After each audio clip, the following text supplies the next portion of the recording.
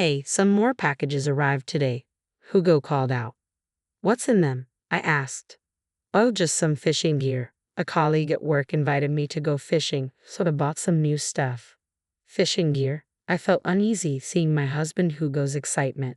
Didn't you buy fishing gear when we first got married and never used it?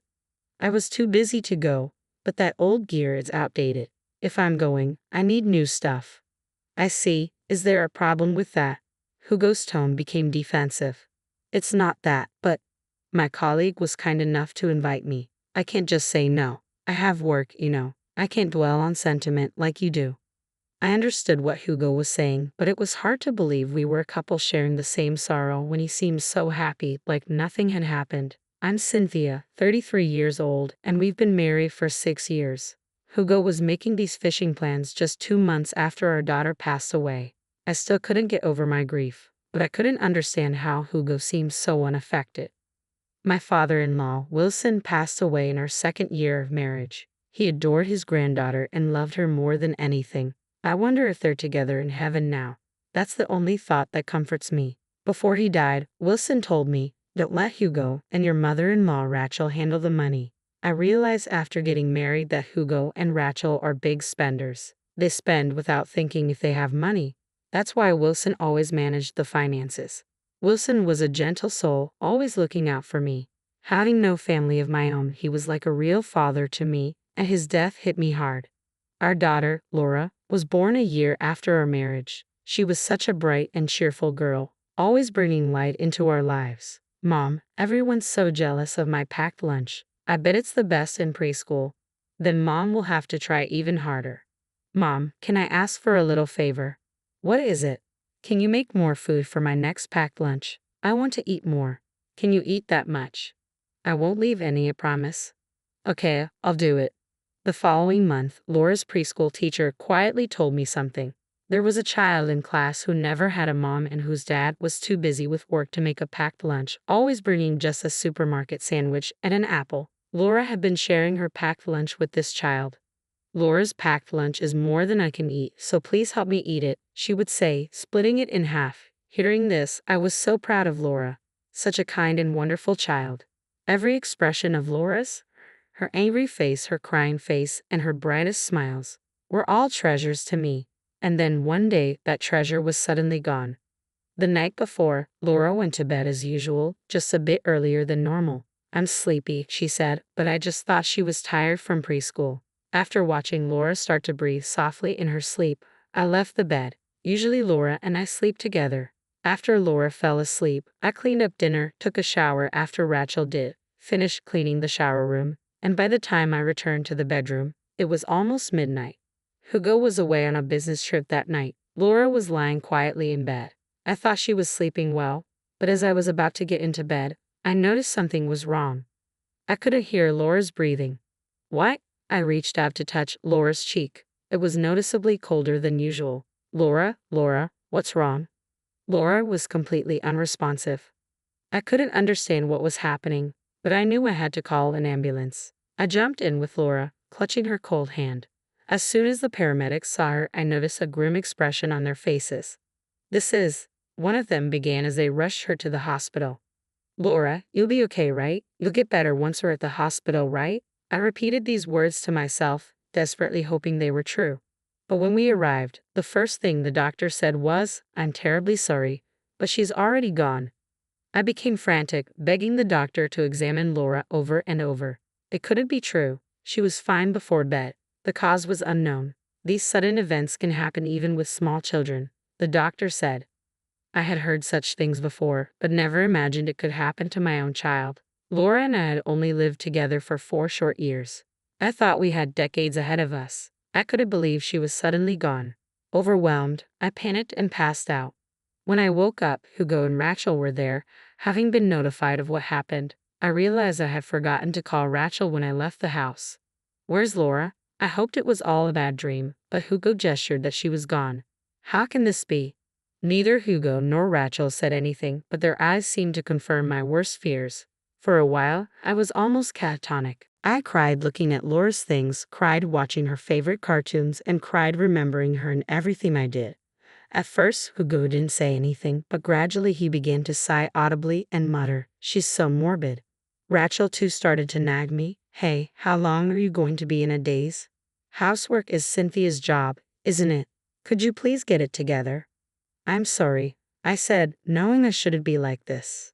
But my heart was heavy and I just couldn't function as efficiently as before. Yet, as they say, time heals. About 6 months later, I started to manage the daily routines normally again. Hugo did cry a bit at the funeral, but he was never what you would call a doting father. He preferred playing games over spending time with Laura, which is why she wasn't very attached to him. Maybe Hugo wasn't as heartbroken because he didn't feel much of a connection as a parent. But who else will mourn for Laura, our daughter who only lived for 4 years, if not her parents? About a month after Laura's death, Hugo returned to his usual spendthrift self, enjoying shopping and browsing the web. When Laura died, both Hugo and Rachel looked at me as if it was my fault, like they were silently blaming me. But they didn't say anything, probably because they weren't as heartbroken about her absence as I was.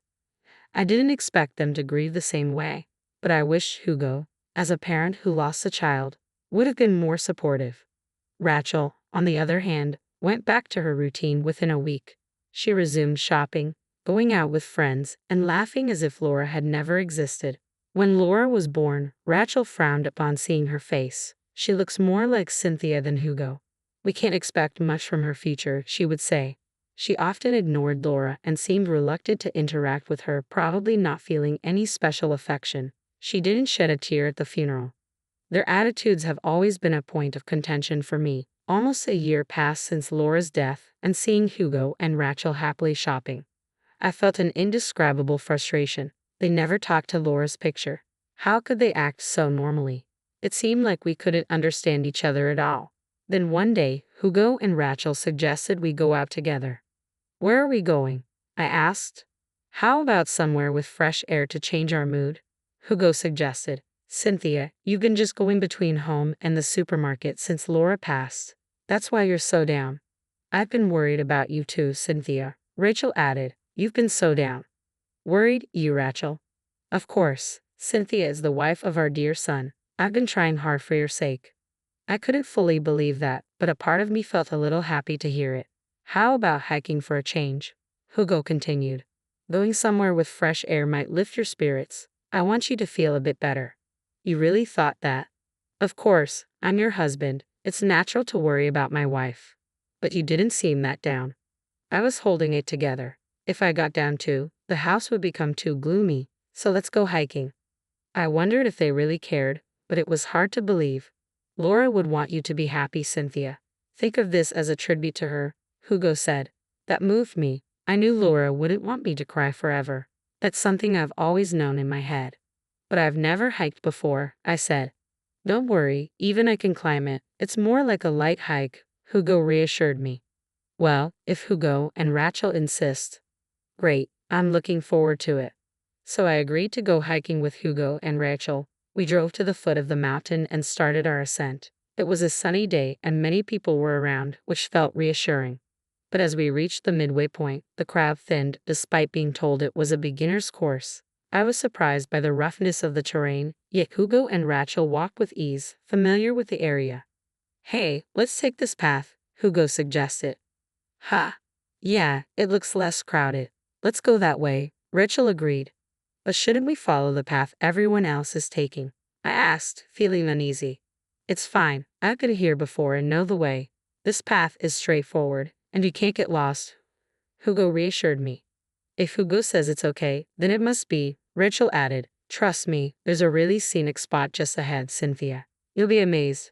Before finishing his sentence, Hugo started walking down the path, followed by Rachel. Reluctantly, I followed them, but the further we went, the more rugged the path became, almost like a trail for animals rather than a proper path. "Wait, are you sure we're on the right path? Can we really get through here?" I asked, my concern growing. "Don't worry, we'll reach a wider path soon. Just keep up," Hugo said confidently. Hugo and Rachel continued, seemingly sure of themselves. Rachel, now 60, was surprisingly nimble, walking more effortlessly than I was. Soon they were far ahead, their figures intermittently visible through the dense foliage. "Wait, don't leave me behind here," I called out. Hurry up. We'll run out of daylight. Hugo's voice echoed from the distance. I hurried, but couldn't catch up. Their heads, once visible, were now out of sight.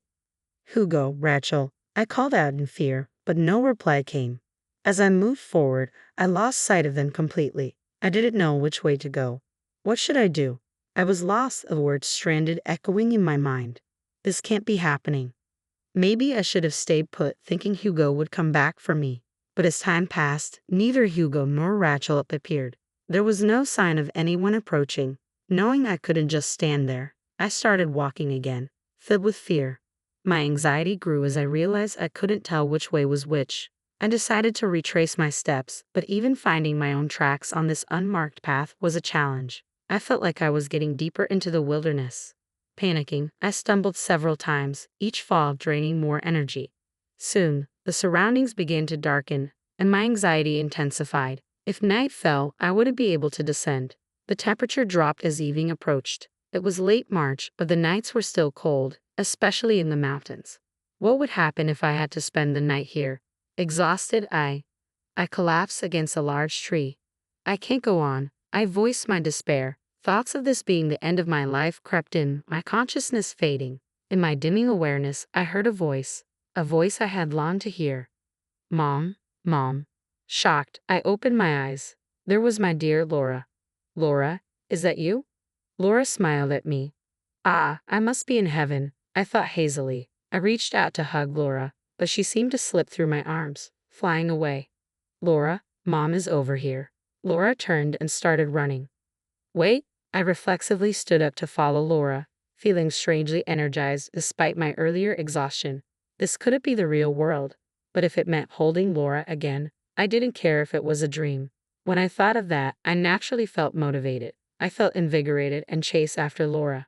Laura, wait, I called. Laura turned back, smiling. It felt like playing tag with Laura, a joyful feeling. Before I knew it, I had reached the foot of the mountain, and Laura was gone. Laura, where are you? Laura was nowhere to be seen. Had I just seen an illusion? Then someone shone a flashlight on me. Are you okay? I got lost on the trail. Are you hurt? Thank you, I'm fine. My family must be waiting for me. I headed down to the parking lot at the foot of the mountain, but our car wasn't there. Had Hugo and Rachel left without me? No way. As I stood there dumbfounded, I saw a faint image of Laura where her car should have been. Laura. I ran towards her, but my body passed right through. I couldn't embrace her. Laura looked sad, as if she wanted to tell me something. I felt she had a message for me. Then I realized something was very wrong. If we had been separated, they would have reported me missing. The area should have been in an uproar, but no one seemed to be looking for me. The parking lot was silent and deserted. Did Hugo and Rachel not even try to find me? What does this mean? Laura must have appeared to show me this. I went to the station and took a train home. I noticed people staring at me curiously, but I was too preoccupied to care. I quietly opened the door and peeked inside. I could hear Hugo and Rachel's voices, unnaturally cheerful. I sneaked into the next room and observed them through a gap in the sliding door. They were drinking and laughing, unconcerned that I hadn't returned. We did it. No more of her depressing face, Hugo said. Wonder how she's doing now, shivering in the mountains. Just thinking about it makes me laugh. Cynthia is so slow, she'll never make it back, Rachel added. It's going to be extra cold tonight. Imagine her alone and cold out there. We'll tell people she ran off with another man, then file a missing person report. When will we get the insurance money? Hugo asked. It'll take a few years before she's declared legally missing. If only her body was found, we'd get it faster. Let's say she called from the mountain. Then they'll find her sooner. My son is so clever, Rachel praised. Hearing this, I trembled with anger. I couldn't believe they had planned this. I listened to their conversation, unnoticed. I was a fool to ever think of them as family. Make sure to cry at the funeral, Hugo said. You didn't shed a tear for Laura. Well, I wasn't sad. Laura wasn't cute. She looked just like Cynthia. Rachel replied, I never wanted kids. They're just annoying. Hearing this, I burst open the sliding door. Hugo and Rachel looked at me in surprise, their expressions frozen in shock. Hugo backed up against the wall while Rachel covered her head with a throw.